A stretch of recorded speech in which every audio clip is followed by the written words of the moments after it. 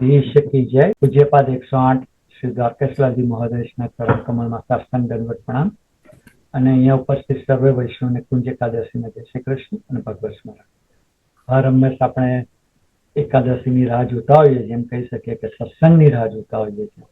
Every 14 થી 15 દિવસે આપણા સત્સંગનો લાભ જેજેશ્રીના માર્ગદર્શન હેઠળ આપણે 5-6 વર્ષ પહેલા શરૂ કર્યું, તો વી હેવ બીન કોન્સ્ટન્ટલી ઠાકોરજીની કૃપા, જેજેશ્રીના આશીર્વાદથી આપણે હર સત્સંગે મળીએ છીએ અને એમની કૃપાથી આપણે એક જ સત્સંગ મિસ નથી થયો અત્યાર સુધી। અને બધા ઘણા વૈષ્ણવાનો લાભ લે છે। યુટ્યુબ ઉપર we have over 10,000 viewers every સત્સંગ, એટલે લોકો પ્રત્યક્ષ નથી હોઈ શકતા પણ યુટ્યુબના માધ્યમ દ્વારા જરૂરથી જોઈન થાય છે। વી હેવ ઓવર 56,000 સબસ્ક્રાઈબર અને એ જેજેશ્રીના આશીર્વાદથી જ થાય છે કે આજે વૈષ્ણવ સંઘ આટલું ફેલાયું છે બીકોઝ ઓફ હિઝ માર્ગદર્શન, હિઝ ગાઈડન્સ।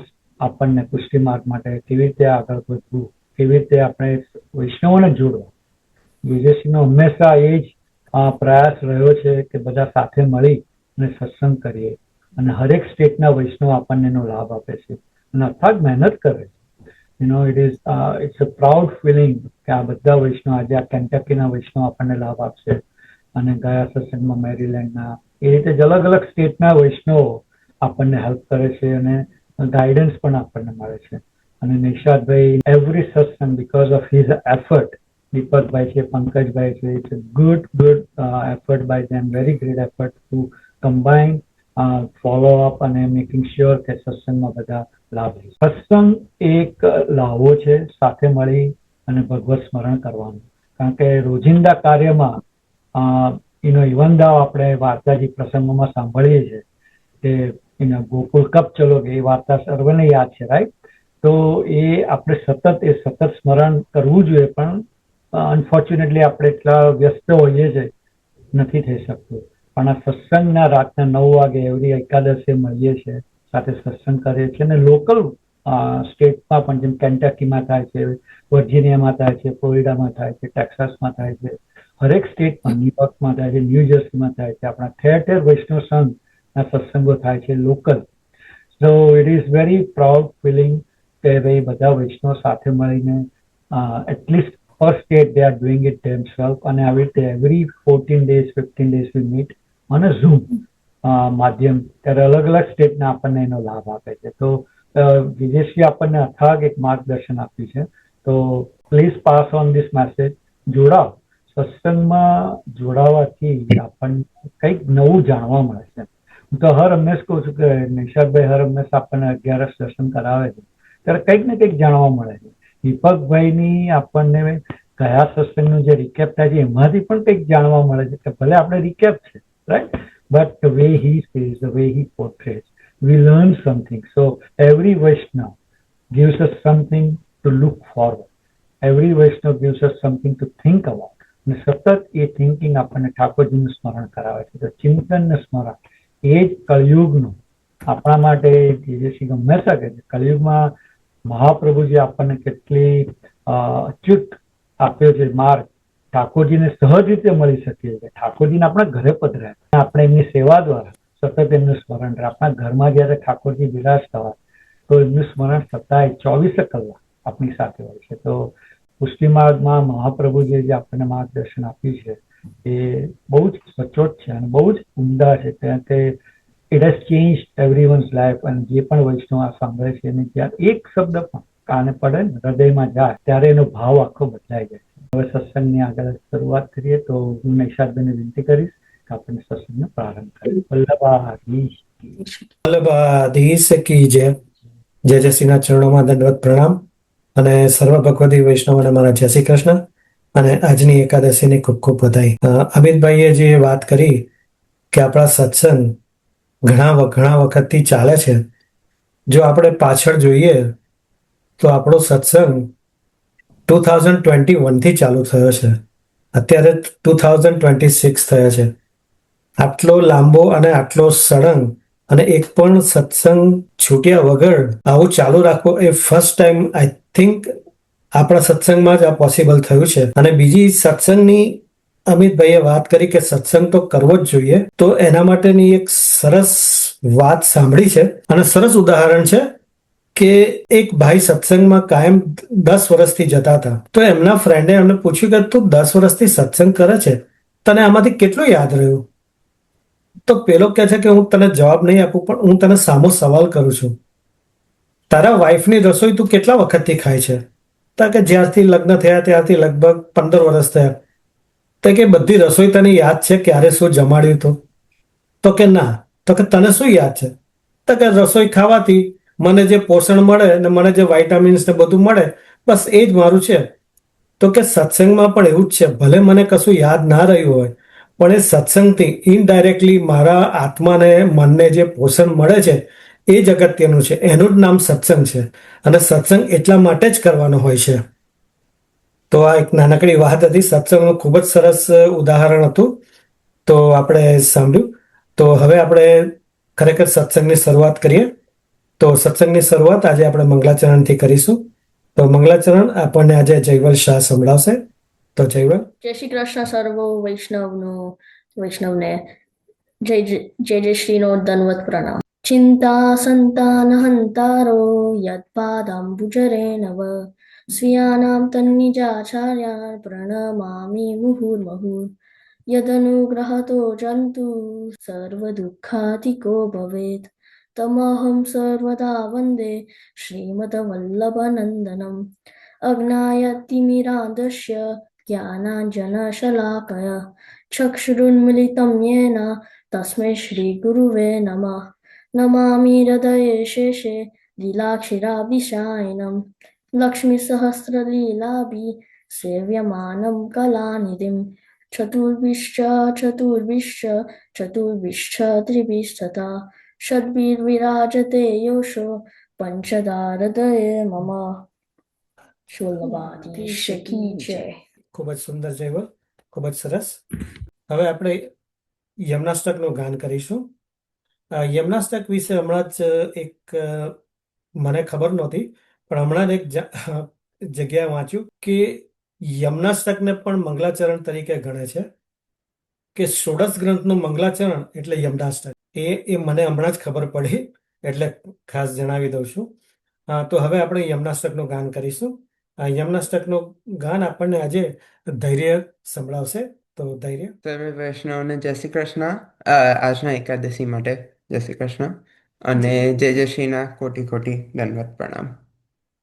નમામિ યમુનામહં સકલ સિદ્ધિ હેતુમ મુદા મુરારી પદ પંકજ સ્ફુરદ મંદરેણુત્કટામ તથસ્થ નવકાનના પ્રકટ મોદ પુષ્પાંબુના સુરાસુર સુપૂજિતા સ્મરપિ શ્રિયં બિભ્રતિમ કલિંદ ગિરિમસ્તકે પતત મંદપૂરોજ્જવલા વિલાસ ગમનોલસત પ્રકટ ગંધ શૈલોનતા સઘોષ ગતિદંતુરા સમધિરૂઢદોલોત્તમ મુકુંદ રતિવર્ધિની જયતિ પદ્મબંધો સુતા ભુવં ભુવન પાવનીમ મધિકતામનેકસ્વને પ્રિયાભિરિવ સેવિતામ શુકમયુરહંસાદિભિ તરંગભુજકંકણ પ્રકટમુક્તિકાવાલુકા નિતંબ તતસુંદરીમ નમત કૃષ્ણતુર્યપ્રિયામ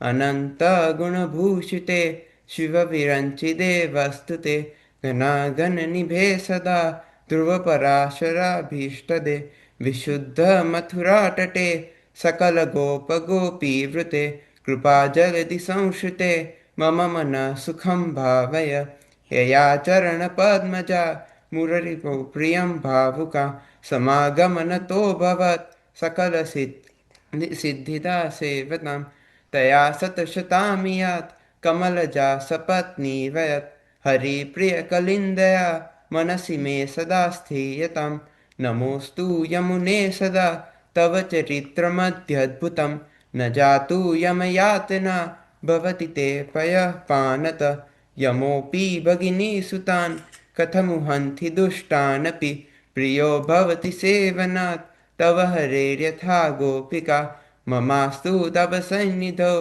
તનુનવત્વમેતાવતા ન દુર્લભતમારતી મુરરિપો મુકુંદ પ્રિયે અતોસ્તુ તવ લાલના सुरधुनी परं सङ्गमत् तवैव भुवि कीर्तिता न तु कदापि पुष्टिस्थिते स्तुतिः स्तुतिं तव करोति ग कमलजा सपत्नी प्रिये हरेर्यधनुसेवया भवति सौख्यमा मोक्षत इयं तव कथाधिका सकलगोपिका सङ्गम स्मरशमज्जलाणुभिः सकलगात्रजय सङ्गम तवाष्टकमिदं मुदा पठति सूरसूते सदा समस्तदुरितक्षयो भवति वै मुकुन्दे रति तया सकलसिद्धयो मुररिपुष्य सन्तुष्यति स्वभावविजयोर्भवेत् वदति वल्लभ श्रीहरे इति श्रीमद्वल्लभाचार्यविरचितं श्री अम्नाष्टकस्तोत्रं સંપૂર્ણમ રામ સુંદર શ્રી અમને મહારાણી की जय જય શ્રી કૃષ્ણ ધૈર્ય ખૂબ જ સુંદર. હવે આપણે ગયા સત્સંગમાં જે આપણે લાભ લીધો એનું ટૂંકમાં રિકેપ આપણને દીપકભાઈ સંભળાવશે. તો દીપકભાઈ.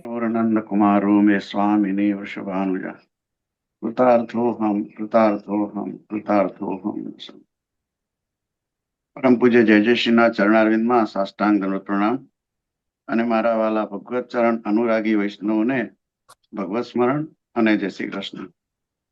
ગઈ એકાદશીએ ભાઈ શ્રી અમિતભાઈએ વિજયા એકાદશીનું મહાત્મ્ય સમજાવ્યું કે જેનું વર્ણન સ્કંદ પુરાણમાં અને પદ્મ પુરાણમાં આવે છે.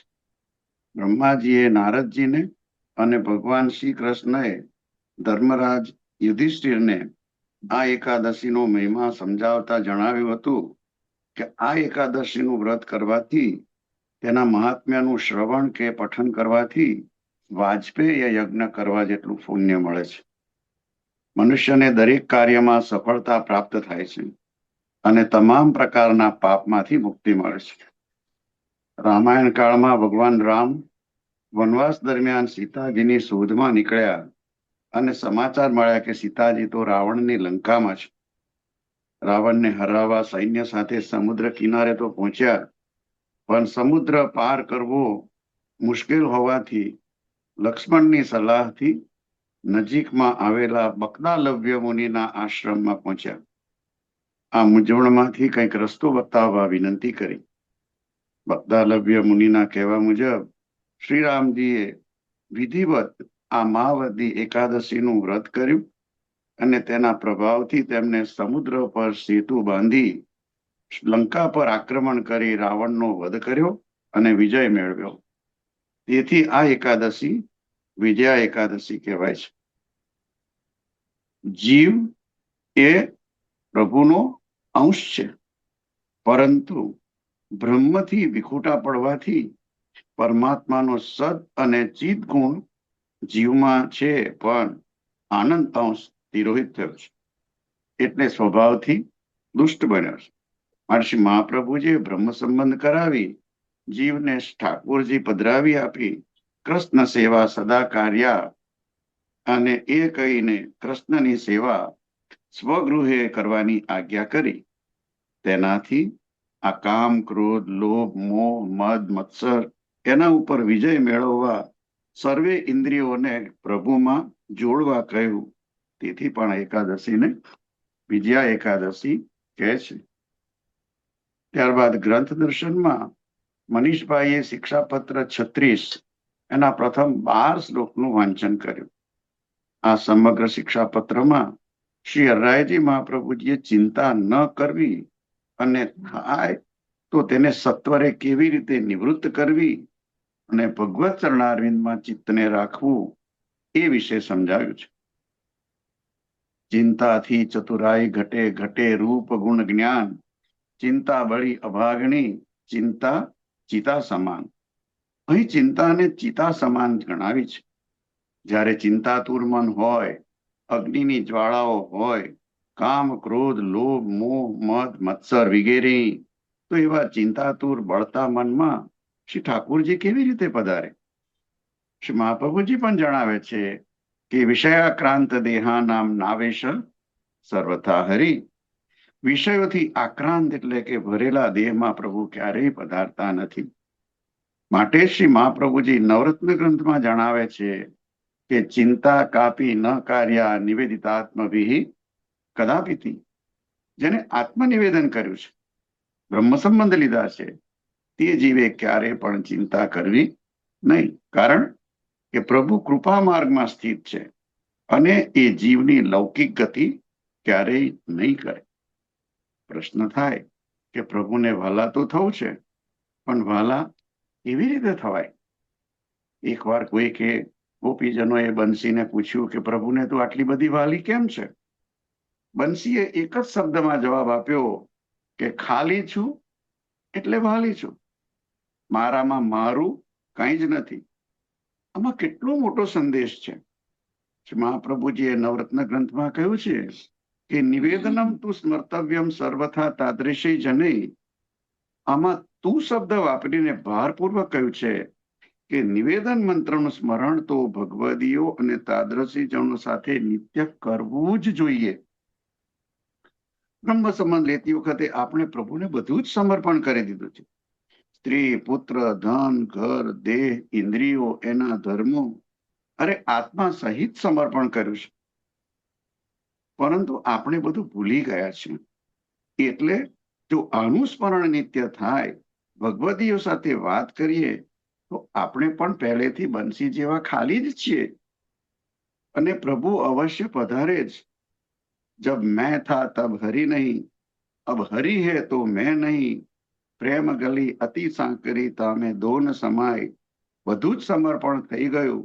નિત્ય સ્મરણ કરીએ એટલે મેં અહંતા અને મમતા ગઈ એટલે પ્રભુ પધારે જ અને સ્વરૂપાનંદનું દાન કરે જ. અને તેથી જો બ્રહ્મ સંબંધી જીવ ક્યારેક શંકા કરે, ચિંતા કરે કે મારો સેવા સિવાય અન્યત્ર વિનિયોગ થાય, મારા સ્વજનોનો અન્યત્ર વિનિયોગ થાય તો શું? એવી ચિંતા થાય તો પણ શ્રી મહાપ્રભુજી કહે છે કે આ અન્યત્ર વિનિયોગની ચિંતા પણ કરવાની જરૂર નથી, કારણ કે બ્રહ્મ સંબંધ લેતી વખતે આ બધા જનું આપણે સમર્પણ પ્રભુને કર્યું છે. નવરત્ન ગ્રંથમાં પણ આપશ્રીએ કહ્યું છે, સર્વેશામ પ્રભુ સંબંધો ન પ્રત્યેકમ ઇતિ સ્થિતિ અતો અન્ય વિનિયોગેપી ચિંતા કા શસ્ય સોપી છે. એમના અન્યત્ર વિનિયોગથી આપણને કોઈ દોષ લાગે નહીં. શ્રી મહાપ્રભુજી, હરિરાયજી મહાપ્રભુજી પણ સ્પષ્ટપણે જણાવે છે કે ધર્મશાસ્ત્રમાં પણ કહ્યું છે કે કલિયુગમાં જે દોષ કરે તે જ તેમાં લેપાય. એના સંગમાં આવનારને એનો દોષ લાગતો નથી, પણ એને લઈને જો આપણે આપણો ધર્મ છે તે છોડવાનો નહીં. આપણો ધર્મ કયો? શ્રી મહાપ્રભુજી ચતુશ્લોકીમાં જણાવે છે, સર્વદા સર્વભાવેન ભજનીયો વ્રજાધિપઃ સ્વસ્ય અયમેવ ધર્મો હિ નાન્ય ક્વાપી કદાચન. એકમાત્ર વ્રજના અધિપતિની સેવા, શ્રી ઠાકોરજીની સેવામાં પ્રવૃત્ત રહેવું એ જ ધર્મ છે, અન્ય કોઈ નહીં.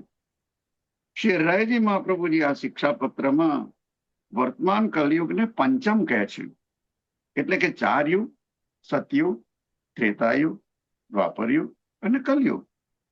પણ આ અત્યારનો વર્તમાન કલયુગ ઉત્તમોત્તમ છે. કેમ કે આ યુગમાં ભગવાન શ્રી ના મુખારવિંદ સ્વરૂપ શ્રી વલ્લભનું પ્રાગટ્ય થયું છે. એ જણાવતા શ્રી ગુસાઈજી વિઠ્લેશ પ્રભુચરણ સપ્તશ્લોકીમાં જણાવતા કે છે, માયાવાદ કરીન્દ્ર દર્પ દલને નાશ્યેન્દુરાજોદ્ગત શ્રીમદ ભાગવતાખ્ય દુર્લભ સુધા વર્ષેણ વેદોક્તિવી રાધા વલ્લભ સેવયા તદુચિત પ્રેમણોપદેશૈરપી શ્રીમદ વલ્લભ નામ ધ્યેય સદૃશો ભાવીન ભૂતોષ્યપી. અહીં શ્રી ગુસાઈજી વિઠ્લેશ પ્રભુચરણ કહે છે કે આ યુગમાં વલ્લભ તો શું, એના નામની પણ બરાબરી કરનાર કોઈ થયું નથી અને હશે પણ નહીં. આપ શ્રી દૈવી સૃષ્ટિનો ઉદ્ધાર કરવા માટે જ આપે પુષ્ટિ માર્ગ પ્રગટ કર્યો. તેથી અન્ય યુગ કરતા આ ભિન્ન છે અને તેથી પંચમ યુગ કર્યો.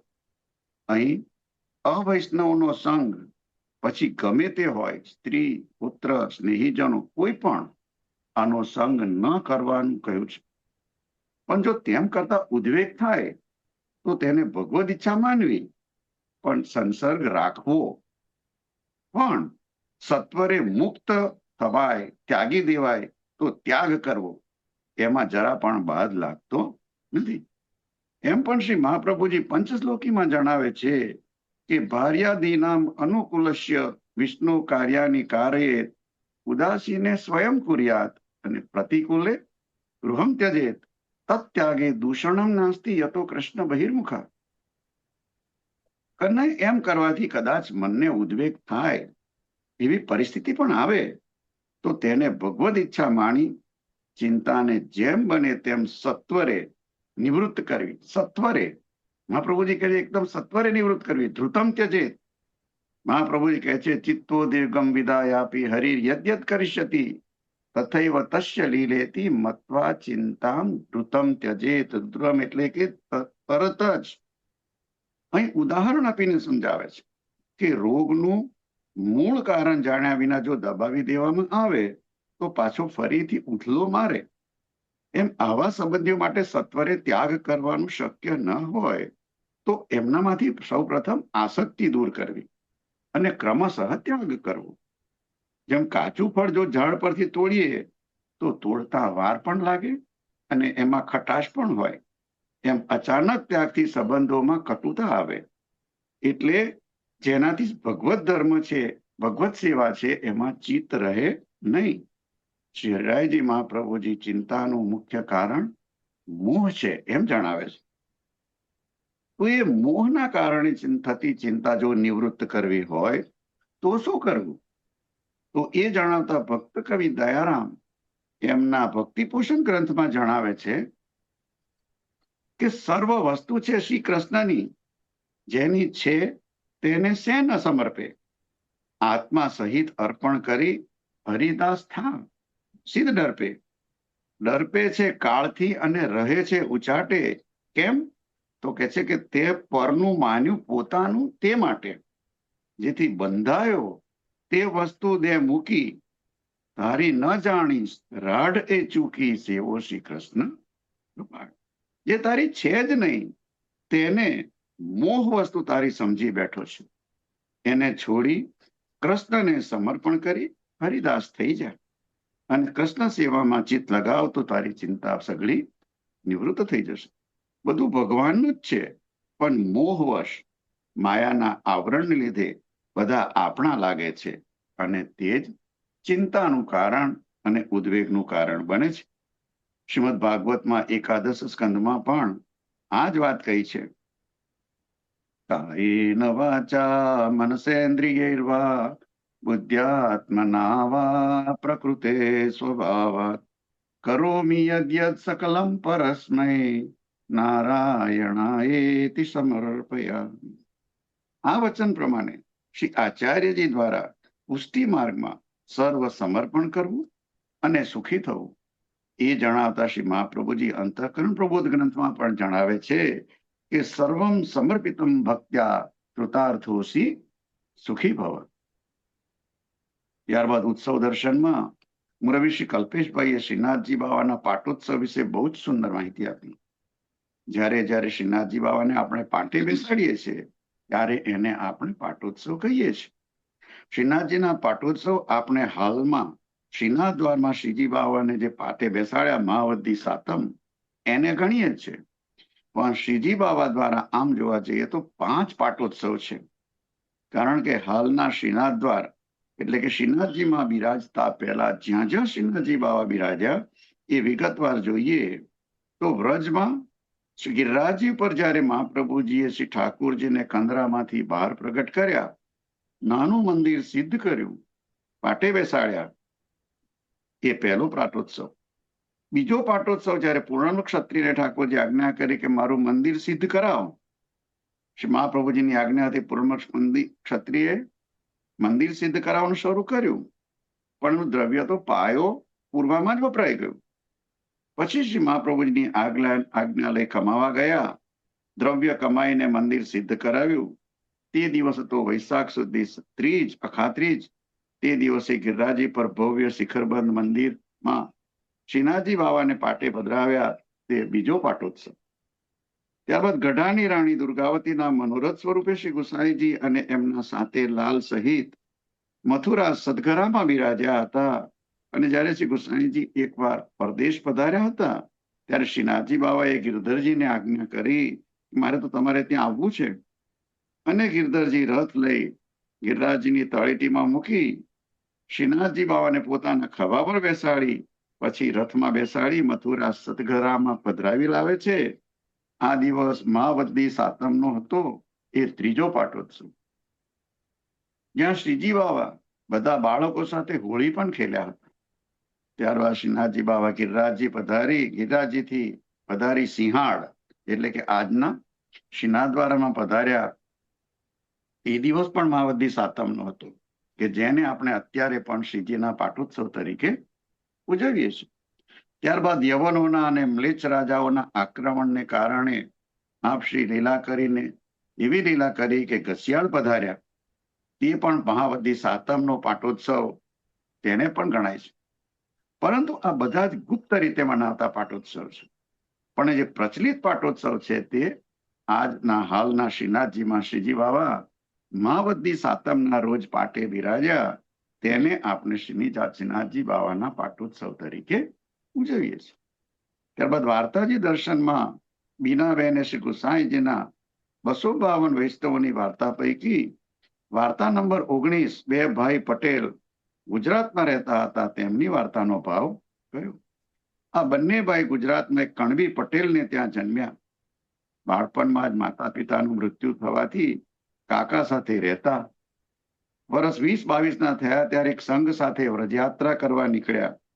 શ્રીનાથ દ્વારા આવી શ્રી ગુસાઈજીના દર્શન કર્યા. ત્યાં જ રહેવાની ઈચ્છા જણાવી.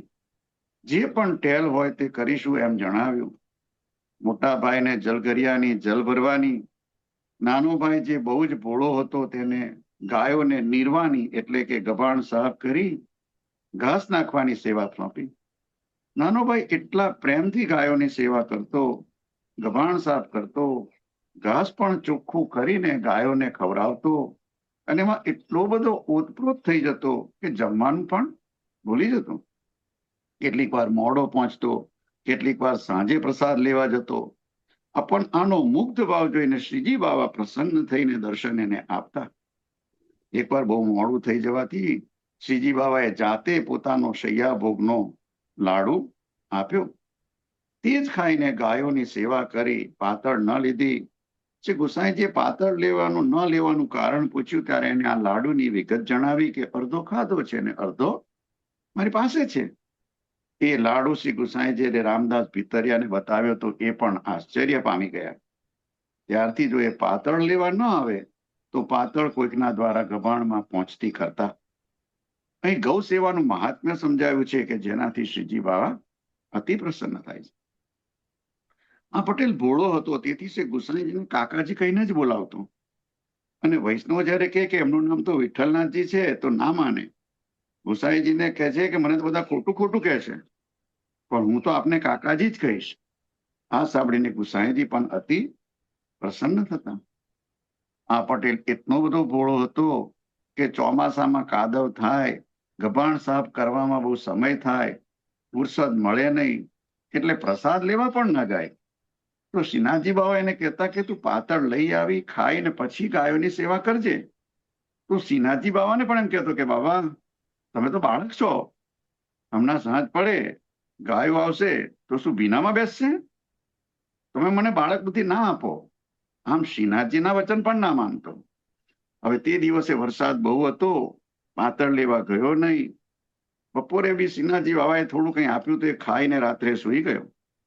એને ભૂખ્યો જોઈને શ્રીનાથજીથી સહન ન થયું. જોયું આપણા શ્રીનાથજી બાબા કેટલા બધા ભક્તવત્સલ છે. ભક્તનું જરા પણ દુઃખ પોતે સહન કરી શકતા નથી.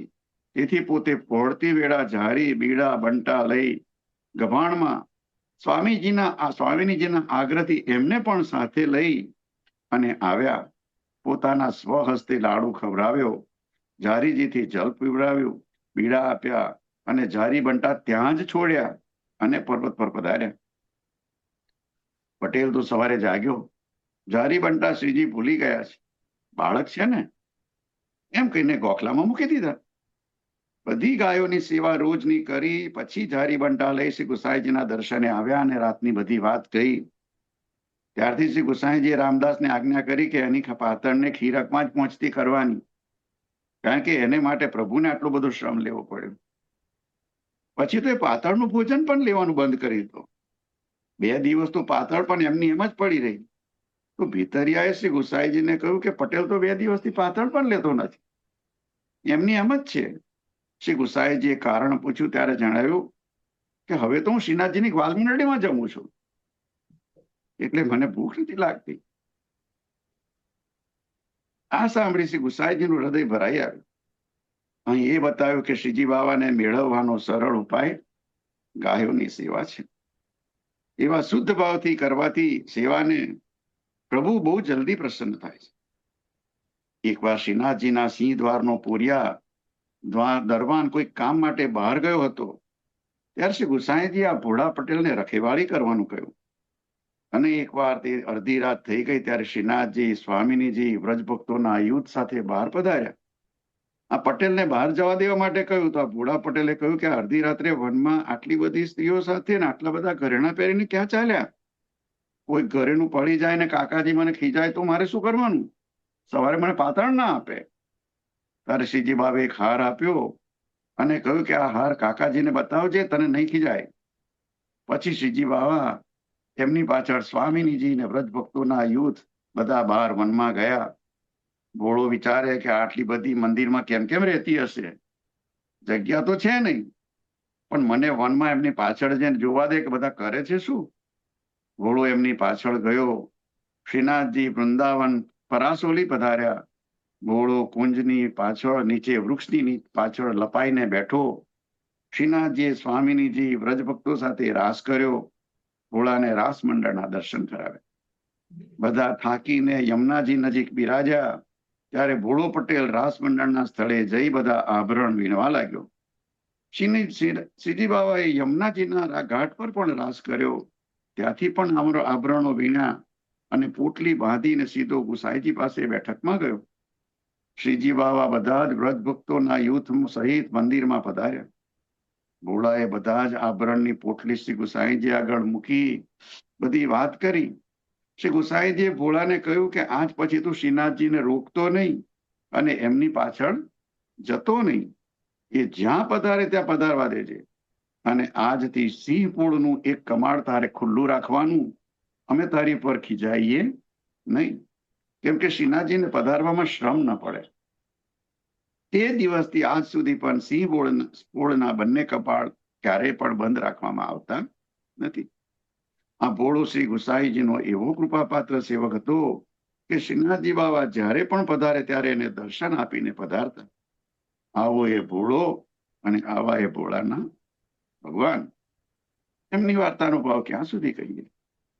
ત્યારબાદ કીર્તન દર્શનમાં પરાગભાઈએ રાગ વસંતમાં ગિરધર લાલ કી વાનિક ઉપર આજ સખી તન તો ટેરી, બહુ સુંદર હાર્મોનિયમ સાથે ગાન કર્યું.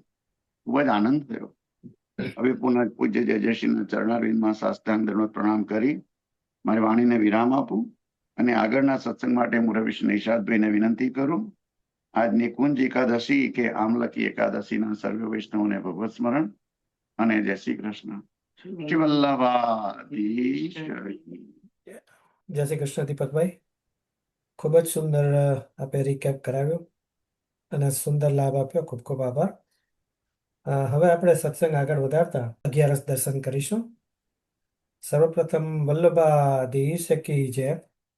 જય શ્રીના ચરણોમાં દંડવત પ્રણામ અને સર્વ ભગવદી વૈષ્ણવોને જય શ્રી કૃષ્ણ અને આજની એકાદશીના ખૂબ ખૂબ વધાઈ. આજે ફાગણ સુદ 11, આમલકી એકાદશી અથવા તો કુંજ એકાદશી.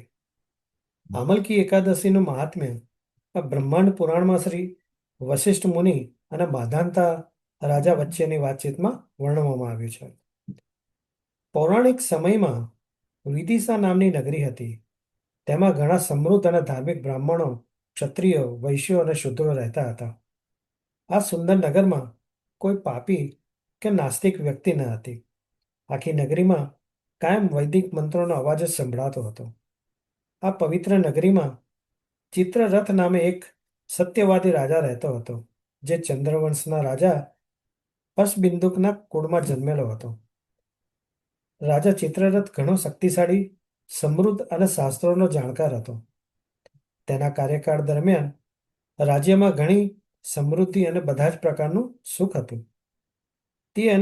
તેના પ્રજાજનો ભગવાન શ્રી હરિની ભક્તિ કરતા અને એકાદશીનું વ્રત કરતા હતા. તેના રાજ્યમાં કોઈ દુઃખી કે ગરીબ ન હતું. આ રીતે વર્ષો સુખેથી વિતાવ્યા પછી એક વખત ફાગણ માસમાં આવતી આમલકી એકાદશી અને દ્વાદશી ભેગા થઈ ગયા. આ એકાદશી ઘણું ફળ આપનારી છે તેવું જાણવાથી રાજા અને તેના પ્રજાજનોએ આ એકાદશીમાં યોગ્ય વિધિ વિધાન અને નિયમોથી પાળવાનું નક્કી કર્યું. આ એકાદશીની વહેલી સવારે બધાએ નદીમાં સ્નાન કરી અને નદી કિનારે આવેલા શ્રી હરિના મંદિરમાં ગયા. આ મંદિરમાં આમલકીનું વૃક્ષ હતું. ત્યાં રાજાએ જળ ભરેલો એક કુંભ મૂક્યો અને પૂજા માટે સર્વ સામગ્રી મૂકી. ત્યાર પછી રાજાએ ભગવાન પરશુરામ અને આમલકીની પૂજા કરી અને સામગ્રી ધરી. ત્યાર પછી રાજા અને પ્રજાજનોએ મુનિઓની પાછળ ભગવાન પરશુરામને પ્રાર્થના કરી, હે ભગવાન પરશુરામ, હે રેણુકાના પુત્ર, હે આમલકી વૃક્ષની છાયા નીચે વસનાર, હે ભૌતિક સુખ અને મોક્ષના દાતા, હું આપને દંડવત કરું છું. ત્યારબાદ તેઓએ આમલકી વૃક્ષને પ્રાર્થના કરી કે હે આમલકી વૃક્ષ, હે વિશ્વનું પોષણ કરતા, હે બ્રહ્માના વંશજ, હે પાપ વિનાશક, અમે આપને પ્રેમપૂર્વક નમસ્કાર કરીએ છીએ. કૃપા કરીને અમારી ભેટનો સ્વીકાર કરો. આવી રીતે ભગવાન શ્રી હરિ અને આમલકી વૃક્ષની પૂજા કરી પછી શ્રી હરિના મંદિરમાં રાજા અને પ્રજાજનો આખી રાત જાગતા રહ્યા અને ભજન કીર્તન કર્યા. એ વખતે દૈવી સંકેતથી ત્યાં એક લૂંટારો આવ્યો. આ લૂંટારો માણસને મારી અને તેનું ગુજરાન ચલાવતો હતો. જ્યારે તે આવ્યો ત્યારે તેણે જોયું કે મંદિર ઘીના કમળથી, અત્તરથી અને બીજી પવિત્ર વસ્તુઓથી શણગારવામાં આવેલું છે અને બધા લોકો પ્રભુની ભક્તિ કરતા ગુણગાન ગાતા હતા. તે પણ લોકો સાથે બેસી ગયો અને જે કંઈ ચાલતું હતું તે ધ્યાનપૂર્વક જોતો હતો અને તે વિચારમગ્ન થઈ ગયો. તેના સદનસીબે લૂંટારાએ કળશના ઉપર શ્રી હરિના દર્શન કર્યા અને પ્રભુના ગુણગાન સાંભળવા લાગ્યો. તે ભૂખ તરસથી પીડાતો હોત છતાં તેને આ બધું જોઈ આશ્ચર્ય થયું અને આખી રાત એકાદશીનું મહાત્મ્ય સાંભળતો અને જાગતો રહ્યો. સવારમાં રાજા અને પ્રજાજનો ઘરે પાછા ફર્યા. લૂંટારો પણ ઘરે પાછો આવ્યો અને શાંતિથી પોતાનું ભોજન લીધું. ઘણા વર્ષો પછી લૂંટારાનું મૃત્યુ થયું.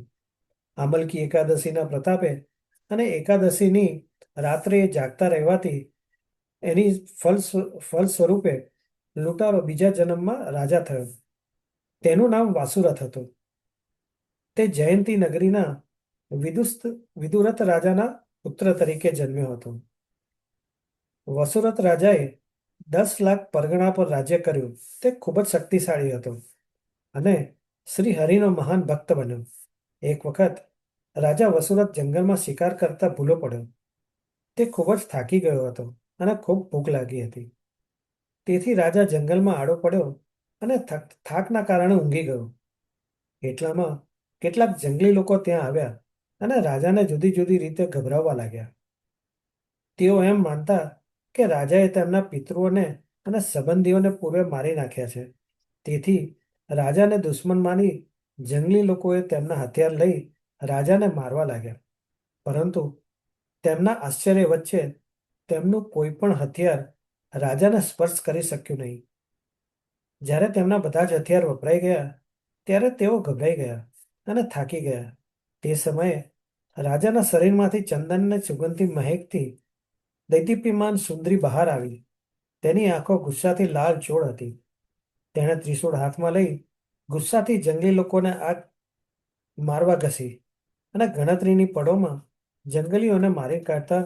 આ ઘટના પછી રાજા જાગી ગયો અને તેણે ભયાનક દેખાતા જંગલીઓને મરેલા જોયા અને તેને આશ્ચર્ય થયું અને ઉદ્ગાર નીકળી પડ્યા કે અરે મારા કોણ શુભેચ્છક છે કે જેણે મારા દુશ્મનોને મારી અને મારું રક્ષણ કર્યું. તેના આ મહાન કઈ કાર્ય માટે હું તેમને મારા હૃદયથી કૃતજ્ઞતા પાઠવું છું. તે વખતે આકાશવાણી થઈ કે ભગવાન શ્રી કૃષ્ણ સિવાય તેમના શરણે ગયેલા આત્માનું રક્ષણ કોણ કરી શકે? એ એકલા જ શરણાગત ભક્તોના પાલનહાર છે. આ સાંભળ્યા પછી રાજા અત્યંત ગડગડો થઈ ગયો અને તેનું હૃદય ભક્તિભાવથી ગદગદિત થયું. પછી રાજા તેના મહેલમાં પાછો આવ્યો અને નિર્વિઘ્ને ઇન્દ્રની જેમ તેના રાજ્ય કર્યું. શ્રી વશિષ્ઠ મુનિએ પછી કહ્યું કે હે રાજન, કોઈ પણ વ્યક્તિ આ આમલકી એકાદશીનું વ્રત કરે તે નિસંકોચ વૈકુંઠ લોકમાં જાય છે. હવે આપણે આમલકી એકાદશીનું પુષ્ટિમાર્ગી મહાત્મ્ય અને ભાવના જોઈએ. આમલકી એકાદશીમાં શ્રી મહાપ્રભુજીના કૃપાપાત્ર શ્રી દામોદરદાસ સરસાણીનો ઉલ્લેખ કરવામાં આવે છે. જ્યારે શ્રી મહાપ્રભુજી પૃથ્વી પરિક્રમા કરતા વ્રજમાં પધાર્યા ત્યારે દામોદરદાસ સરસાણી તેમની સાથે હતા. શ્રી મહાપ્રભુજી વહાલમાં તેમને દમલા કહીને બોલાવતા અને કહેતા કે દમલા, તેરે લીએ યહ માર્ગ પ્રગટ કિયો હૈ. એનો ભાવ એ કે જ્યાં સુધી પુષ્ટિ માર્ગ છે ત્યાં સુધી દામોદરદાસનું પ્રાકટ્ય ગુપ્ત રીતે છે. પુષ્ટિમાં પ્રભુની પ્રીતિ છે ત્યાં સુધી અમલ છે અને પ્રભુથી અધિક આચાર્યજીમાં પ્રીતિ થાય ત્યારે અમલા કહેવાય છે. દામોદરદાસજીનો દ્રઢ ભાવ આચાર્યજીમાં છે, તેથી દમલા અમલા અને તે મલરહિત એટલે કે દામોદરદાસજીના દર્શન અને નામ લેવાથી પાપમાંથી મુક્ત થાય છે અને એ કારણથી અમલા કહે છે. માટે આમલકી એકાદશી ભાવાત્મક છે. પુષ્ટિ માર્ગમાં આ એકાદશીની પાછળ બીજી એક ભાવના એ છે કે આજે કુંજ એકાદશી પણ કહે છે. કુંજ એકાદશી એ નિજ મંદિરથી તિબારી સુધી આંબાની અગર કેરીનું ઘેરી કુંજ બંધાય અને સંધ્યા આરતી બાદ કુંજ ખેલાય. તેનું કારણ એ છે કે હોળીના દિવસોમાં મથુરામાં કંઈક ઉપદ્રવ હોવાથી પ્રભુએ મથુરાની હોળીના વિવિધ દ્રશ્યોને મંદિરમાં એટલે કે ઘરમાં જ પોતાની સમક્ષ ઉપસ્થિત કરવાની ઈચ્છાથી ગિરધરજીને જણાવી. એટલે જ અનેક પ્રકારના સ્વાંગોનું નિર્માણ કુંજ એકાદશીએ શયન દર્શન સમયે શરૂ થયું, જે આજ દિન સુધી શ્રીનાથજી, કાંકરોલી તથા અન્ય જગ્યાએ ચાલુ છે.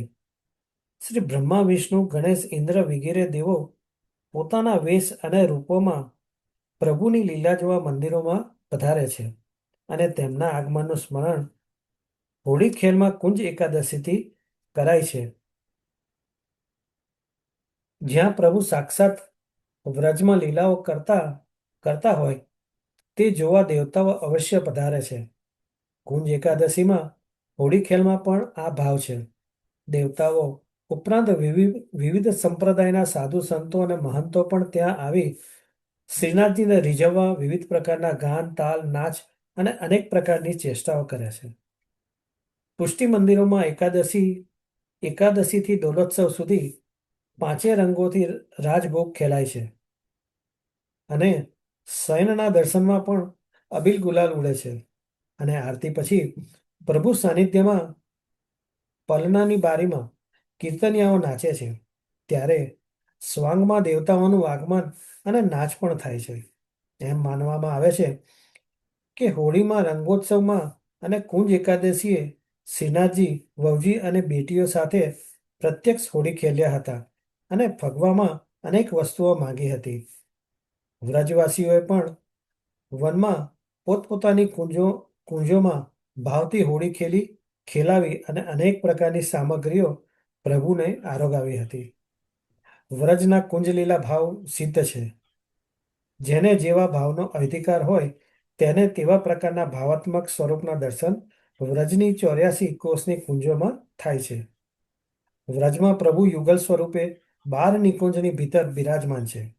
વ્રજમાં 84 કુંજો છે અને તેને કુંજોના અધિકારી નિર્ગુણ 84 સેવકોને શ્રી મહાપ્રભુજીએ અંગીકાર કર્યા છે. આ પ્રમાણે કુંજોમાં બધી કુંજો અંતર્ભાવથી રહે છે. તેમાં કોટી સખીજનો અને સખાઓના જૂથો છે. ત્યાંના વ્રજ ભક્તોને જન્મ મરણ કે વૃદ્ધત્વ નથી. ત્યાં સદા સર્વદા સર્વ ભક્તો નવ યૌવન ભોગવે છે. ત્યાંના ભક્તો પશુ પક્ષી કે કોઈને પણ દેહાધ્યાસ નથી. કોઈ તામસી નથી, બધા અપ્રાકૃત છે. એ કુંજો પરમ સુખનું દાન કરનારી છે. ત્યાં દુઃખ કે કોઈ ભય ઉપાધિ નથી, કારણ કે કુંજના દ્વારે વાઘ સિંહની રખેવાળી છે. કરોડો સાધના બળથી પ્રભુના દર્શન દુર્લભ છે, પરંતુ શ્રી આચાર્ય ચરણ જીવ પર અનુગ્રહ કરી અને વિરહનું દાન કરે તો જ પ્રભુ લીલામાં રસની પ્રાપ્તિ થાય અને પ્રભુના સ્વરૂપાનંદની અનુભૂતિ થાય. આ રીતે કુંજ એકાદશી પાછળ પ્રભુએ એકાદશીથી ડોલોત્સવ સુધી વ્રજની કુંજોમાં જે લીલાઓ કરી છે તે ભાવના છે. આ એકાદશી કરવાથી મળતા સંચિત પુણ્યના પ્રતાપે કોઈના પણ પાપોનો નાશ થાય છે અને દરેકને મોક્ષ મળે છે. તેમજ 1000 ગાયોનું દાન કરવાથી મળતું પુણ્ય મળે છે.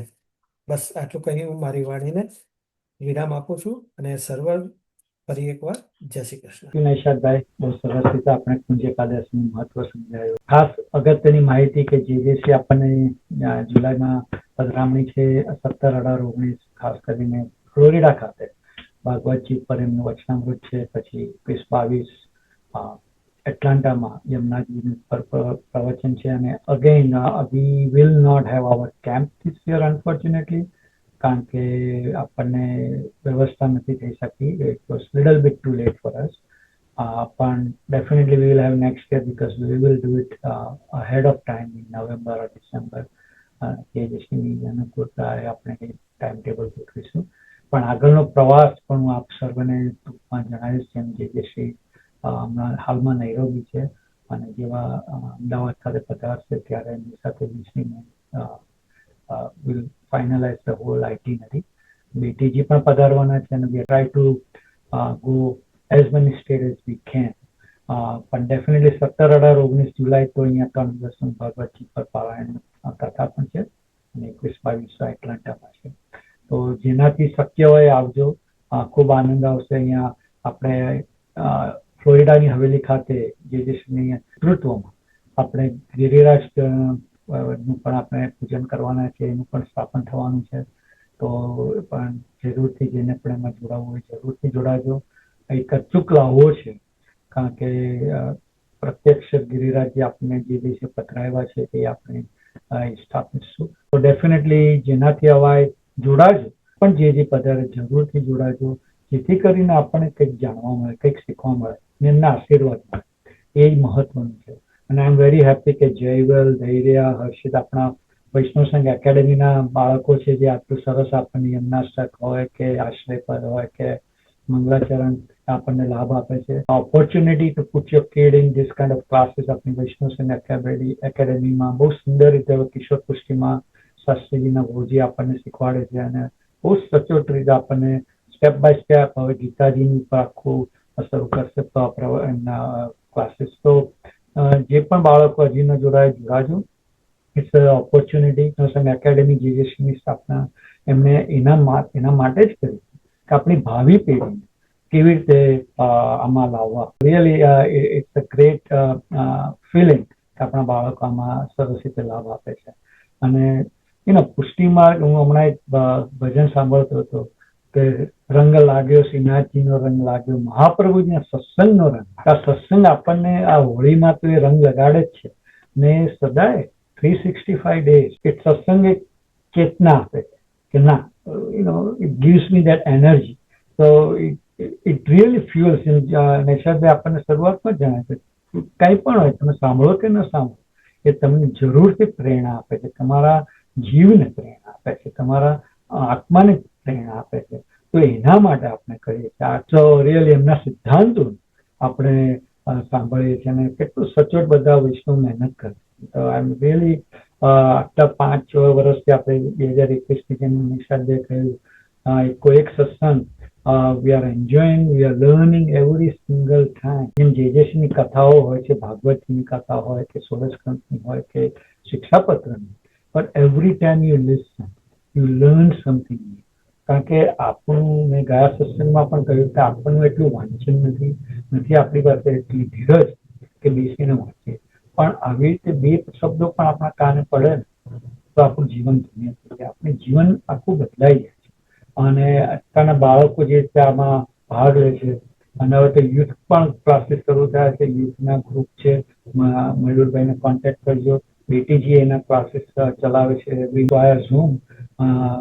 તો ડેફિનેટલી જોઈન. તો really it is very important કે સત્સંગમાં જોડાવ, જે પણ જગ્યાએ જે પણ અનુકૂળતા જોડાય અને મહાપ્રભુજીના સિદ્ધાંતો સતત ચિંતન કરો, અને રિયલી એક પણ શબ્દ આપણા હૃદયમાં ઉતરશે, જીવન તમારું બદલાય. બસ આ રીતે જ બધા વૈષ્ણવો જોડાજો. યુટ્યુબના માધ્યમમાં પણ આપણું ચાલે છે, આપણે સત્સંગ સતત બધા જીવે છે.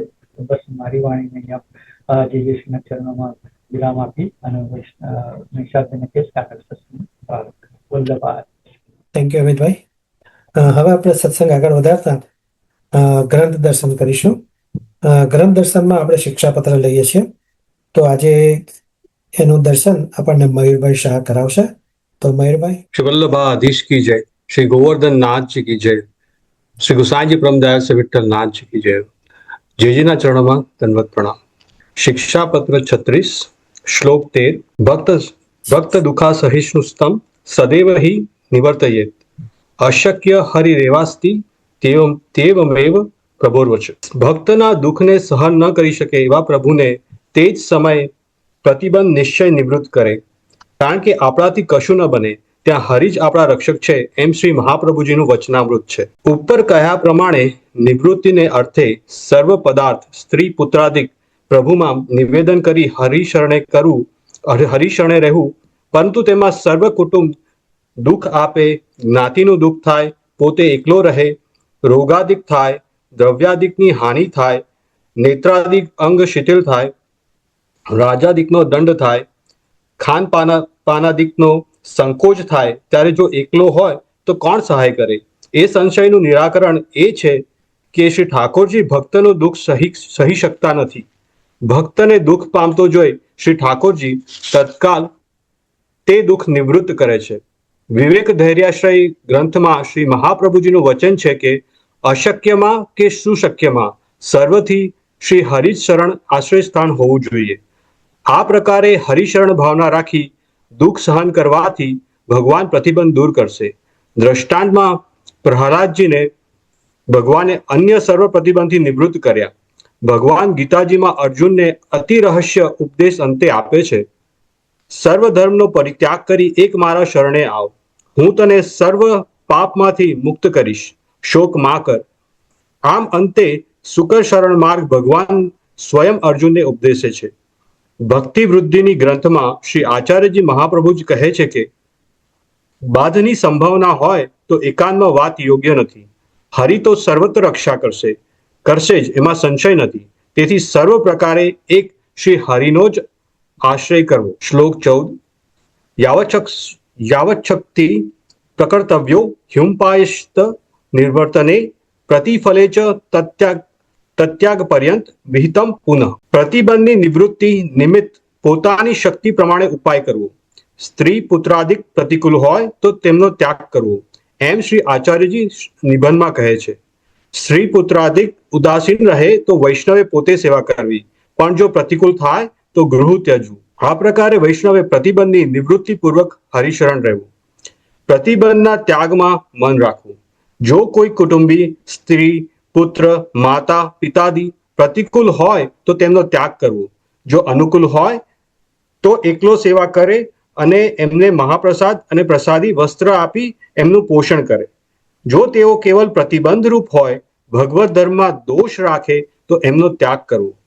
કારણ કે ભગવાન તો આત્મ સંબંધી જન્મ જન્મના પ્રભુ છે અને સ્ત્રી પુત્રાદિક તો દેહ સંબંધી છે. જ્યાં સુધી આ દેહ ચાલે ત્યાં સુધી એમનો સંબંધ છે. જ્યાં દેહનું મૃત્યુ થયું ત્યાં સ્ત્રી પુત્રાદિકનો સંબંધ નિવૃત્ત થયો. તેથી દેહ સંબંધી સગા સ્નેહીને અર્થે આત્મ સંબંધી પ્રભુનો સંબંધ ન ત્યજ. શ્લોક 15. સર્વથા સ્વસ્ય આશક્તો હરિરેવ હિ રક્ષક, સ્વકીય ચિંતા કુરુતે કરતા સચ કરિષ્યતિ. સર્વથા આપણી અશક્તિમાં હરિ જ રક્ષક છે. સ્વકીય પોતાના ભક્તની ચિંતા સર્વ કરતા ભગવાન કરે છે અને કરશે. જો સર્વથા જીવ અશક્ત હોય તો તેના રક્ષક હરિ સર્વ દુઃખ હરતા જ છે. તે પોતાના નિજ ભક્તોની ચિંતા પ્રથમથી કરતા આવ્યા છે અને અત્રે કરશે. ત્રણેય કાળમાં કદાપી ભક્તને ભૂલતા નથી. સંન્યાસ નિર્ણયમાં શ્રી મહાપ્રભુજી કહે છે કે અન્યથા માતરો બાલન્ય સ્તન્ય પુપુષ કવચિત. જેમ માતા પોતાના બાળક પુત્રને અતિ પ્રીતિથી સ્તનપાન ન કરાવે એમ બને જ નહીં, પણ ક્ષણ ક્ષણમાં બાળકની રક્ષા કરે છે, તેમ ભગવાન ચિંતા કદાપી ન કરે એમ બને જ નહીં. જે પ્રકારે ભક્તનું હિત થાય તે જ કરે છે એ નિશ્ચય જાણવું. શ્લોક 16. સ્વયં કિમર્થમ કર્તવ્ય પિતુરેવ શિરસ્થિતે ન ત્યક્ષતિ કૃપાપૂર્ણ સેવકમ સર્વદાક્ષિતમ. જો પિતા સમાન શ્રી ઠાકોરજી આપણા શિર ઉપર બિરાજે છે તો આપણે શું કરવા ચિંતા કરવી જોઈએ? કૃપાપૂર્ણ પ્રભુ જે સેવક સર્વદા આશ્રિત છે તેનો ત્યાગ કરશે નહીં. પુષ્ટિ માર્ગે વૈષ્ણવે ચિંતા શું કામ કરવી જોઈએ? કારણ કે શ્રી આચાર્યજી તથા શ્રી કૃષ્ણ ધણી આપણા શિર પર બિરાજે છે. જો લૌકિક બાળકના શિર પર પિતા હોય તો તેને ચિંતા કરવાની જરૂર નથી. તો આપણા શ્રી કૃષ્ણ તો ઈશ્વરનો પણ ઈશ્વર છે, સર્વ સામર્થ્ય યુક્ત છે. એવા પ્રભુ પુષ્ટિ માર્ગમાં વૈષ્ણવને શિરે બિરાજે છે, જેમની કૃપા દ્રષ્ટિ સદા એકરસ ભક્તો પર છે. તેથી વૈષ્ણવે કદાપી ચિંતા ન કરવી. સર્વ વૈષ્ણવને ભગવત સ્વરૂપ. જય શ્રી કૃષ્ણ મયુરભાઈ. ખૂબ જ સરસ દર્શન કરાવ્યું, ખૂબ આનંદ આવ્યો. હવે આપણે ઉત્સવ દર્શન કરીશું. આજે ઉત્સવ દર્શન આપણને ઉર્વીબેન શાહ કરાવશે. તો ઉર્વીબેન. સર્વે વૈષ્ણવોને જય શ્રી કૃષ્ણ. જે શ્રીના ચરણોમાં દંડવત પ્રણામ. આજે આપણે પુષ્ટિ માર્ગના અતિ પવિત્ર અને આનંદમય ઉત્સવ દોલોત્સવ વિશે વિચાર કરવા માટે એકત્ર થયા છીએ. દોલોત્સવ જેને હોળી તરીકે પણ ઓળખવામાં આવે છે તે માત્ર રંગનો ઉત્સવ નથી, પરંતુ તે શ્રી કૃષ્ણના દિવ્ય પ્રેમ, ભક્તિ અને સેવા ભાવનું જીવંત પ્રતીક છે. દોલોત્સવના દિવસોમાં આપણે ઠાકોરજીને વસંત શૃંગાર થાય છે, ફૂલોના આભૂષણોથી સજાવવામાં આવે છે, ડોલમાં બિરાજમાન કરાવવામાં આવે છે, અબીલ ગુલાલ અર્પણ થાય છે, વસંત સંબંધિત ભોગ ધરાવવામાં આવે છે. આ બધી જ સેવા છે. દોડમાં બે પ્રકારની ભાવના રહેલી છે. એક તો નંદાલયમાં માતા યશોદાજી વાત્સલ્ય ભરી મમતાથી શ્રી ઠાકોરજીને ઝુલાવે છે, અને બીજી બાજુ શ્રી ઠાકોરજીને શ્રી સ્વામિનીજીની સાથે શ્રી ગિરિરાજજીની તળેટીમાં આવેલી સઘન નિકુંજમાં સખીજનો ઝુલાવે છે. શ્રી હરિરાય મહાપ્રભુજી જણાવે છે કે અહીં એક રહસ્ય લીલા છે કે તળેટીમાં સખીજનો સાથે ખૂબ હોરી ખેલ રમેલા શ્રી ઠાકોરજી દેહાનુસંધાન ભૂલી ગયા. જ્યારે સવારના સમયે માતા યશોદાજીએ તેમને નંદાલયમાં જગાડ્યા ત્યારે શ્રી ઠાકોરજી માતાજીને પૂછે છે કે માં, ડોલ હોરીનો ઉત્સવ આવ્યો કે નહીં? ત્યારે માતા વિચારે છે કે મારો લાલો હોરી ઉત્સવની રાહ જોતો જોતો બાવરો થઈ ગયો છે, તેથી આ વખતે હોરી ઉત્સવમાં લાલાને એટલો ખેલાવો છે કે તેનું મન ભરાઈ જાય.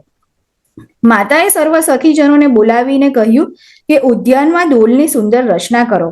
માતાની વાત સાંભળીને સર્વે સખીઓએ કદમની ઊંચી ડાળીઓ પર ડોલની મદદથી સુંદર ઝૂલો બનાવ્યો અને શ્રી ઠાકોરજીને તેમાં પધરાવ્યા અને ઝૂલાવા લાગ્યા. ત્યારે માતા યશોદા કહે કે મારા લાલનની સાથે તેની વહુ પણ હોય તો મારો લાલન કેટલો સુંદર લાગે. આથી વૃષભાન દુલારીને પણ તેની સાથે ઝૂલા પર ઝૂલાવો.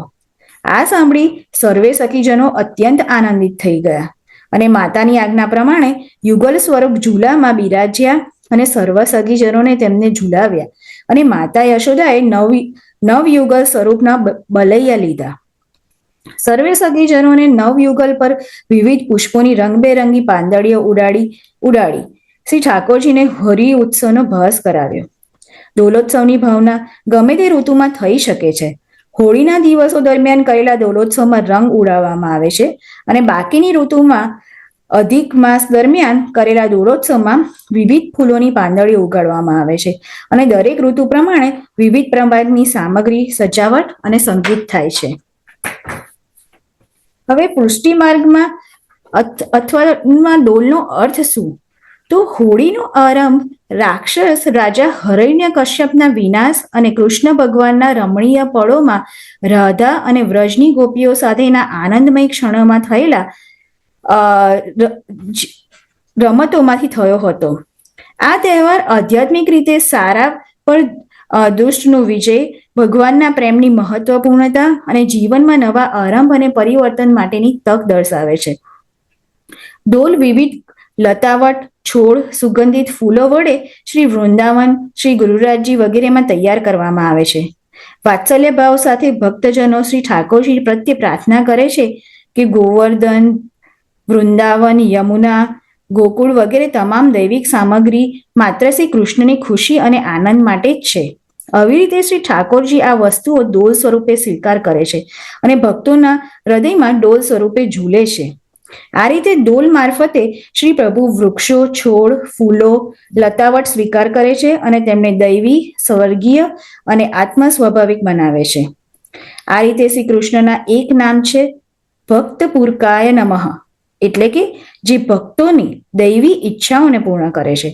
ભક્તોની આવા પ્રકારની ઈચ્છાઓને જાણીને શ્રી કૃષ્ણએ 4 સ્થળે ડોલની દૈવી લીલાઓ કરી. એક તો ગોવર્ધન ખાતે ડોલ, બીજું કુંજ ખાતે ડોલ, ત્રીજું શ્રીમદ ગોકુલ ખાતે ડોલ અને ચોથું યમુના પુલની શ્રી યમુના ઘાટે ડોલ. માણસના મનમાં સવાલ ઉઠી શકે કે તેઓ શ્રી ઠાકોરજીની પ્રાર્થના શા માટે કરે? કારણ કે પુષ્ટિ માર્ગમાં તો અમે ઠાકોરજી પાસેથી કંઈ માંગતા નથી સિવાય કે ઠાકોરજીની કલ્યાણ અને ખુશી જ હોવી જોઈએ. તો આનો જવાબ એવો આપ્યો કે બ્રજના લતાચારો, ફૂલો, વૃક્ષો વગેરે બધા ભગવાનના ભક્તો શ્રી કૃષ્ણના ભક્ત છે, જે હંમેશા શ્રી ઠાકોરજીની સેવામાં લાગેલા રહે છે. તેઓ બધા એક દેખા કે અન્ય રીતે શ્રી કૃષ્ણની સેવા કરવાની ઈચ્છા રાખતા હોવા માટે શ્રી ઠાકોરજીની પ્રાર્થના કરાવે છે. એ જ રીતે ગોપીઓમાં પણ આ ઈચ્છા હતી. તેથી તેઓ વિવિધ આભૂષણો, વસ્ત્રો, પ્રસાદ દ્વારા શ્રી પ્રભુની સેવા કરીને શ્રી ઠાકોરજીની પ્રાર્થના કરતા. વૃંદાવન, ગોવર્ધન, ગોકુલ, યમુનાજી, વિરજની લતાચારો, વૃક્ષો વગેરે બધા પૃષ્ટિ માર્ગીય ભગવદીઓ છે. તેથી તેઓ હરિદાસ સાવરિયા તરીકે ઓળખાય છે. ડોલોત્સવ મહોત્સવ કહેવાય છે શ્રી ચંદ્રાવલીજીની સેવાનો આ મુખ્ય ઉત્સવ છે. શ્રી હરિરાય મહાપ્રભુજીના ડોલોત્સવની ભાવના પ્રમાણે આજની લીલા અત્યંત ગોપનીય છે. શ્રી વૃષભાનુજી અને શ્રી કીર્તિજી શ્રી ઠાકોરજીને પોતાને ત્યાં આમંત્રિત કરે છે. પોતાના જમઈને બોલાવીને વિવિધ પ્રકારની સામગ્રી આરોગાવે છે. ત્યારબાદ અબીલ ગુલાલ છાંટીને હોળી ખેલાવે છે. આ ભાવથી આજે શ્રી નવનીત પ્રિયજી શ્રી શ્રીનાથજીની ગોદમાં બિરાજે છે. ત્યારબાદ પ્રભુ નંદાલયમાં પધારે છે અને નંદરાયજી અને યશોદાજી પોતાના વાત્સલ્ય રસથી ખેલાવે છે અને સામગ્રી આરોગાવે છે. ત્યાર પછી નિકુંજમાં, વૃંદાવનમાં, શ્રી ગોવર્ધનની તળેટીમાં જ્યાં સદા સુંદર ઝરણા ઝરે છે, સદા વસંત ખીલી રહે છે, શીતળ સુગંધી વાયુ વાય છે, અનેક પ્રકારની વનસ્પતિ, માધુરી, લતા, ધ્રુમવેલી, પુષ્પ, ફળયુક્ત ખીલે છે, ત્યાં સુંદર ડોલની રચના ભક્તજનો કરે છે. ડોલ એટલે કે ઝૂલો. શ્રી ઠાકોરજી ડોલમાં પધરાવીને ભક્તોને ઝૂલાવે છે. પ્રજાભક્તો ઝૂલાવે છે ઠાકોરજીને. પ્રભુ ભક્ત મનોરથ પૂર્વક હોવાથી, સર્વ વનસ્પતિ ભગવદીય હોવાથી તેમનો મનોરથ પૂર્ણ કરવા સર્વ જગ્યાએ ડોલ ઝૂલે છે. ડોલના ખેલના દર્શન થાય છે. પરસ્પર ભારે ખેલ થાય છે. ગુલાલ અબીલથી સર્વત્ર જાણે અંધારું થઈ જાય છે. વ્રજભક્તો વિવિધ પ્રકારની સામગ્રી આરોગાવે છે. ડોલોત્સવ આપણને શીખવે છે કે જીવનમાં રંગ હોવો જોઈએ તો તે ભક્તિનો રંગ, સંબંધોમાં પ્રેમ હોવો જોઈએ, સેવા જીવનનો આધાર હોવો જોઈએ અને ભગવાનને પ્રસન્ન કરવો એ જ સાચો માર્ગ છે. અંતમાં ડોલોત્સવ આપણને યાદ અપાવે છે કે જીવનનો સાચો આનંદ ભગવાન સાથેના પ્રેમમાં છે. ચાલો આપણે આપણા હૃદયને ભક્તિના રંગોથી રંગીએ, સેવા અને સમર્પણથી જીવન જીવીએ અને શ્રી કૃષ્ણને પ્રસન્ન કરવાનો પ્રયાસ કરીએ. જય શ્રી કૃષ્ણ. શ્રી વલ્લભાધીશ કી જય. ડોલોત્સવની ખૂબ ખૂબ વધાઈ સર્વે વૈષ્ણવોને. જય શ્રી કૃષ્ણ ઉરીબેન. ડોલોત્સવ વિશે ખૂબ જ સરસ માહિતી આપી. ખૂબ જ સુંદર, ખૂબ ખૂબ આનંદ આવ્યો. હવે આપણે સત્સંગ આગળ વધારતા વાર્તાજી દર્શન કરીશું. આ વાર્તાજીમાં આપણે 252 વૈષ્ણવની વાર્તા લઈએ છીએ. તો આજે એનું દર્શન આપણને ગૌરાંગભાઈ કરાવશે.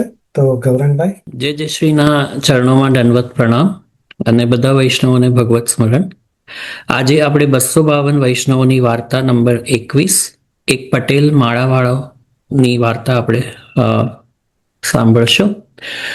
હવે શ્રી ગુસાઈજી એક સેવક ગરીબ પટેલ ગુજરાતમાં રહેતો, જેણે શ્રી ગુસાઈજીને માળા સમર્પી તેની વાર્તાનો ભાવ કહે છે.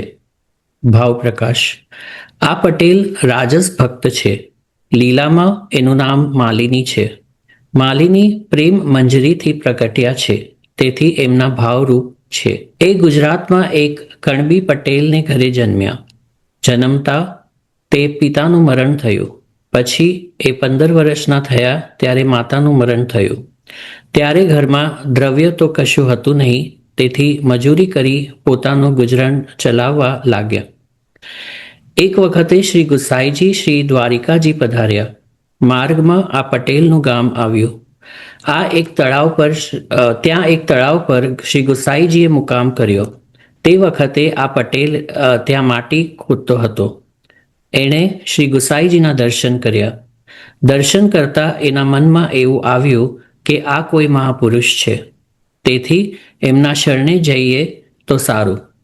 પછી પટેલે શ્રી ગુસાઈજીને વિનંતી કરી કે મહારાજ, કૃપા કરીને મને આપનો સેવક કરો. હું આપના શરણે આવ્યો છું. આ પ્રકારની દીનતા જોઈ શ્રી ગુસાઈજીએ પોતે પટેલ પર કૃપા કરી અને સેવક બનાવ્યો. નામ નિવેદન કરાવ્યું. ત્યારે બીજા પણ ઘણા દૈવી જીવો શ્રી ગુસાઈજીના શરણમાં આવ્યા. એ બધાને શ્રી ગુસાઈજીએ સેવક કર્યા. પછી બીજે દિવસે શ્રી ગુસાઈજી દ્વારિકાજી પધાર્યા. ત્યાં કેટલાક દિવસ બિરાજી અડેલ વિજય કર્યો પધાર્યા. વાર્તા પ્રસંગ 1. એક વખતે વૈષ્ણવોનો એક સંઘ ગુજરાતથી શ્રીનાથજી શ્રી ગુસાઈજીના દર્શન કરવા માટે નીકળ્યો. એ સંઘમાં શ્રી ગુસાઈજીનો સેવક પટેલ પણ નીકળ્યો. એણે પ્રથમ શ્રી ગુસાઈજી દ્વારિકાજી પધાર્યા હતા ત્યારે નામ લીધું હતું, અને ત્યારે જ શ્રી ગુસાઈજીના દર્શન પણ એ પામ્યો હતો. એ વાતને ઘણા દિવસ થઈ ગયા. એ પટેલના ગામથી સંઘ ગોકુળ જવા ઉપડ્યો. બીજા માણસો તો પોતપોતાના ખર્ચાનો સરંજામ કરીને ચાલ્યા. આ પટેલ પાસે તો કશું દ્રવ્ય હતું નહીં, પણ એના મનમાં શ્રી ગુસાઈજીના દર્શનની તાલાવેલી ખૂબ હતી. એટલે પોતાના મનમાં એવું નક્કી કરીને એ ઘેરથી નીકળ્યો કે જ્યાં સુધી કોઈ વૈષ્ણવ પ્રસાદ લેવડાવશે ત્યાં સુધી એને ત્યાં પ્રસાદ લઈશ, નહીતર સંઘમાં ભિક્ષા માંગી ગુજરો કરતો જઈશ. આવું નક્કી કરી ઘેરથી નીકળ્યો. તેથી આ રીતે ભિક્ષા માંગતો ચાલતો રહ્યો. આમ કેટલાક દિવસે શ્રીનાથજી દ્વાર આવી પહોંચ્યો. બધા વૈષ્ણવો શ્રીનાથજીના દર્શન કરી ખૂબ આનંદ પામ્યા. શ્રીનાથજીની શયન આરતી પછી સંઘે રુદ્રકુંડ પર આવી મુકામ કર્યો. પછી રાતે રસોઈ કરી પ્રસાદ લઈ બધા આપસમાં પોતપોતાની ગાંઠનું ભેટનું દ્રવ્ય જેવી શક્તિ હતી તે પ્રમાણે કાઢવા લાગ્યા અને પોતાની ફેટામાં બાંધતા ગયા. આ આપસમાં કહેવા લાગ્યા કે ભાઈ, કાલે શ્રી ગુસાઈજી દર્શન આપશે, એટલે તે વખતે પોટલી છોડવા કોણ બેસે, માટે પોતપોતાની ભેટ ઉપર રાખો. ભાવ પ્રકાશ. અહીં એ આશય બતાવ્યો કે પ્રભુ સમક્ષ, ગુરુની સમક્ષ ક્યારેય ખાલી હાથે ન જવું. તે વખતે આ પટેલ પોતાના મનમાં ચિંતા કરવા લાગ્યો કે આ બધાએ તો પોતપોતાની ભેટો કાઢી લીધી છે. મારી પાસે તો ભેટ માટે કશું દ્રવ્ય છે નહીં, તો શ્રી ગુસાઈજીને હું શી ભેટ આપીશ? કોઈનું કરજ કરી ભેટ કરું તો કરજ ચૂકવામાં મારી પાસે કંઈ નથી, જે એને પછી આપું. વળી પોતે તો પ્રભુ છે, તેથી મારી ગતિ બધી જાણે છે. આમ વિચારતા 4 પ્રહર રાત સુધી એને ઊંઘ ન આવી. પછી બધા વૈષ્ણવો તો પરોઢિયે ઉઠી ચાલવા લાગ્યા. ત્યારે પટેલ પણ ચિંતા કરતો ઉઠીને ચાલવા લાગ્યો. રસ્તામાં એક બાગ આવ્યો. એ બાગમાં જુહી ઘણી ખીલી હતી. એની પાસે અંગોછાનો એક કટકો હતો. એ માળીને આપી એણે વિનંતી કરી કે મને તું એક માળા બનાવાય એટલા જુહીના ફૂલ તોડી આપ. એ માળા હું મારા ગુરુને ભેટ કરીશ. ત્યારે માળીએ એને અંગોછો તો પાછો આપી દીધો અને એની દીનતા જોઈને કહ્યું કે તું તારા હાથે જેવી માળા જોઈએ તેવી કરી લે. ત્યારે તો એ ખૂબ રાજી થઈ ગયો. માળાની આજ્ઞા લઈ જુહીની એક માળા કરી લઈને નીકળ્યો. એ માળાને લઈ ખૂબ આતુરતાથી જાત જાતના મનોરથો કરતો ચાલવા લાગ્યો.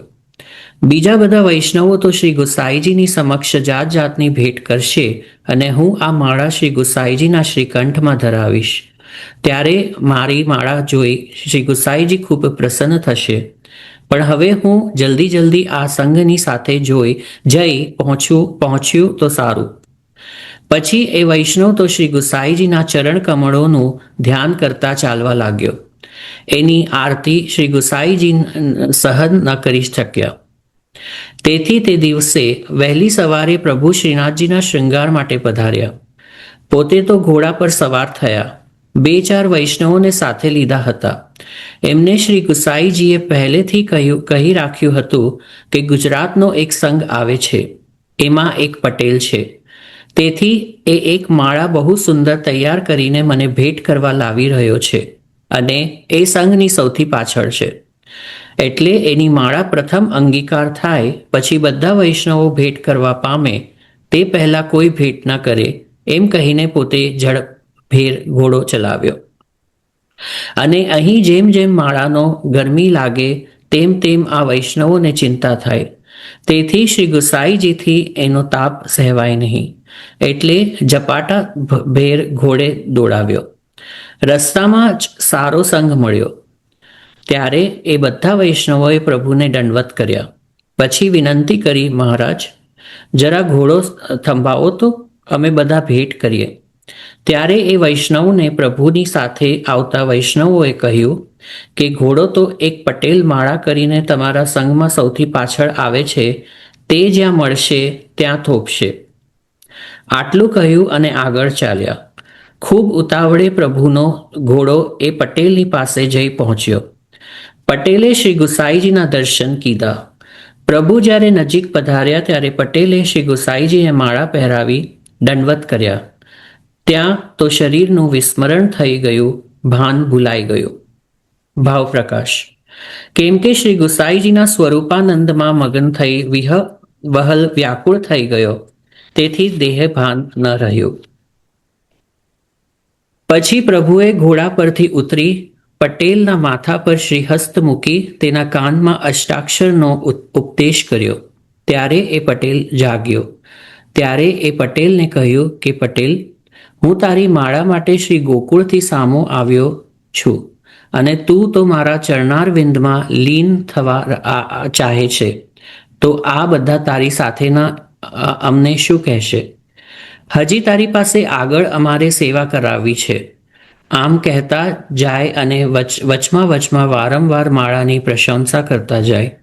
ત્યારે તે પટેલે પોતાના બધા સમાચાર શ્રી ગુસાઈજી આગળ દીનતાથી વિનંતી કરી રહ્યા, મહારાજ આપ તો પ્રભુ છો, દિનવત્સલ છો, દયાનિધાન છો, પતિત પાવન છો.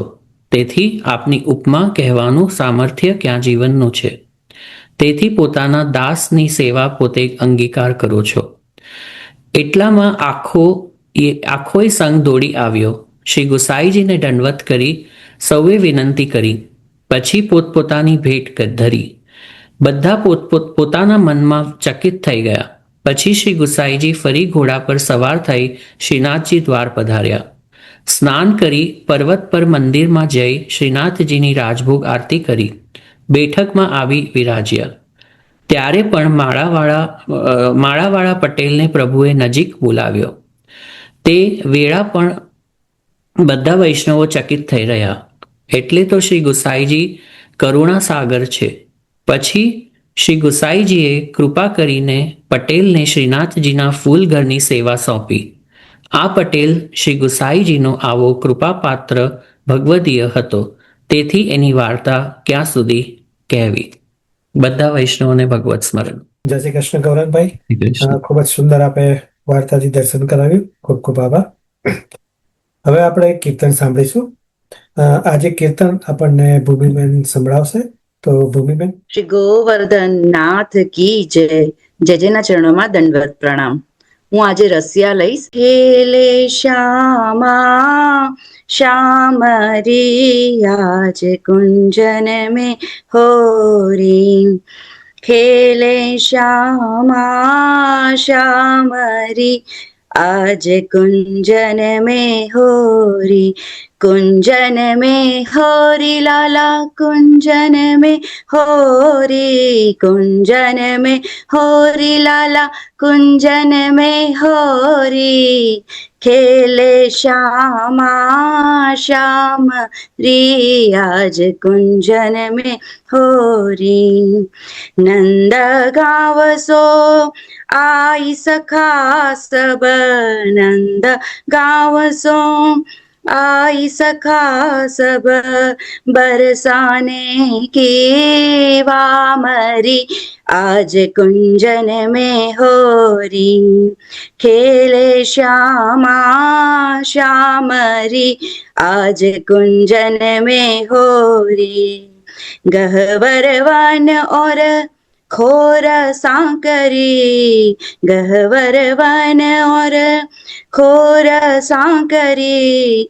कुंज कटी निज दामरी आज कुंजन में होरी.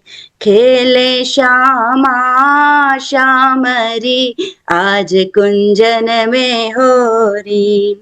राधे को मन मोहन कियो. राधे को मन मोहन कियो. मोहन बना दिया नाररी आज कुंजन में होरी. मोहन बना दिया नाररी आज कुंजन में होरी. कुंजन में होरी लाला कुंजन में होरी. कुंजन में होरी लाला कुंजन में होरी. खेले श्यामा श्याम री आज कुंजन में होरी. हाथन मेहंदी पाव महावर.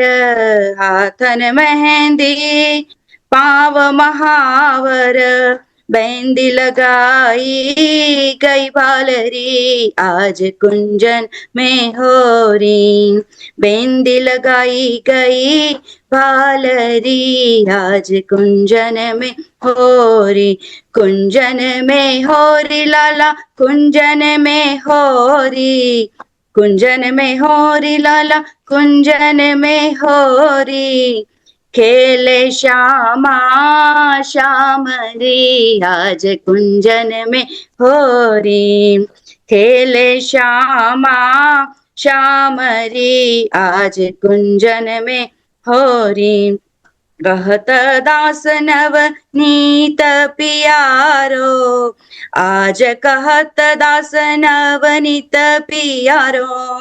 जपु तिहारो नाम री आज कुंजन में होरी. जपु तिहारो नाम री आज कुंजन में होरी.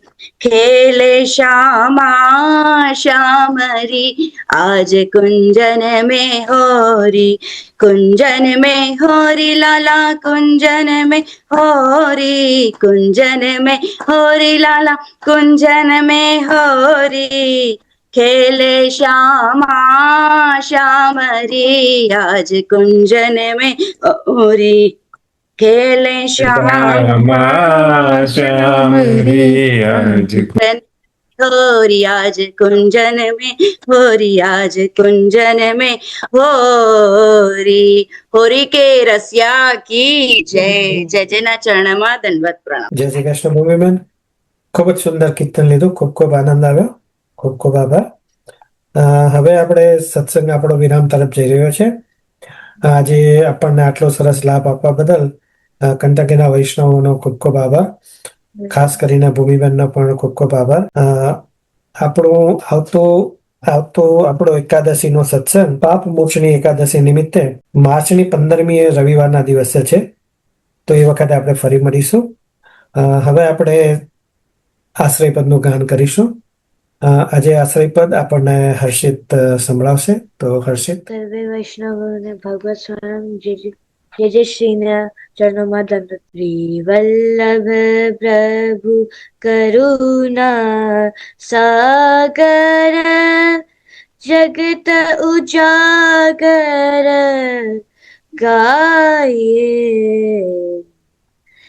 શ્રી વલ્લભ પ્રભુ કરુણા સાગર જગત ઉજાગર गाये.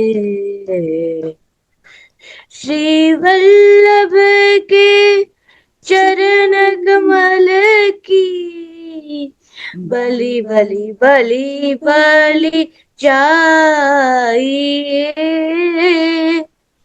श्री वल्लभ प्रभु करुणा सागर जगत उजागर गाइए.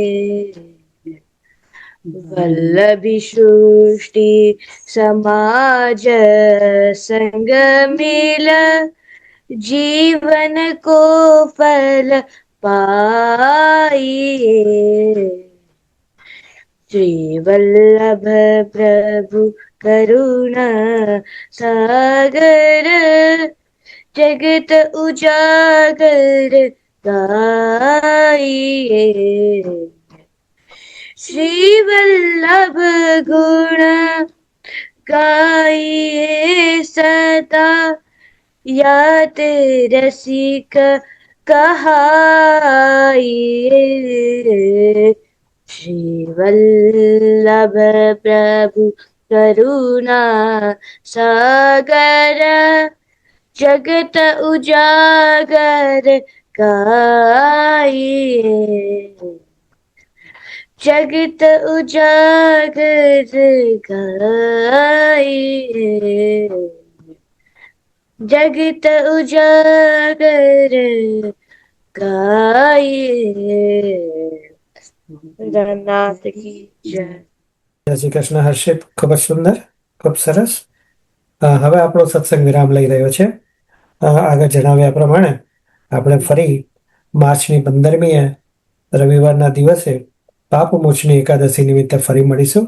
ત્યાં સુધી સર્વ વૈષ્ણવોને મારા જય શ્રી કૃષ્ણ.